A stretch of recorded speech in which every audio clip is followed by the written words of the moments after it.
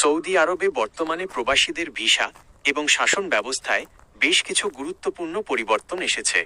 আপনি যে 13,000 প্রবাসীর ভিসা বাতিলের কথা বলছেন, তা মূলত দেশটির চলমান অবৈধ অভিবাসন বিরোধী অভিযানের একটি অংশ।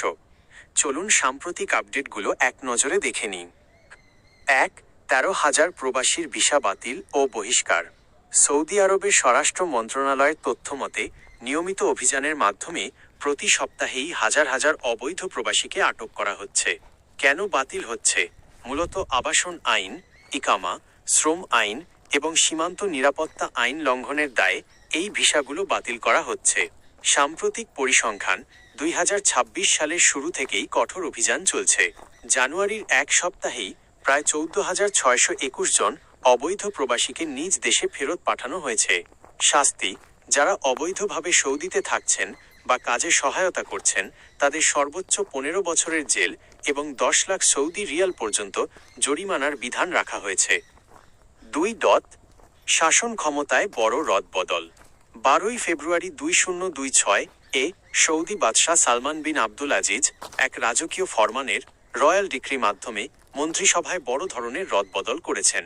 পদবি: নতুন নিয়োগ বাই পরিবর্তন। বিনিয়োগ মন্ত্রী খালিদ আল ফালিহকে সরিয়ে ফাহাদ আল সাইফকে নিয়োগ দেওয়া হয়েছে। পাবলিক প্রসিকিউটর সৌদ বিন আবদুল্লাহ আল মুজিবের পরিবর্তে খালিদ বিন মোহাম্মদ আল ইউসুফ নিয়োগ পেয়েছেন। আঞ্চলিক গভর্নর দিরিয়া এবং তাইফ সহ বেশ কিছু অঞ্চলের গভর্নর পদে নতুন রাজকীয় সদস্যদের নিয়োগ দেওয়া হয়েছে।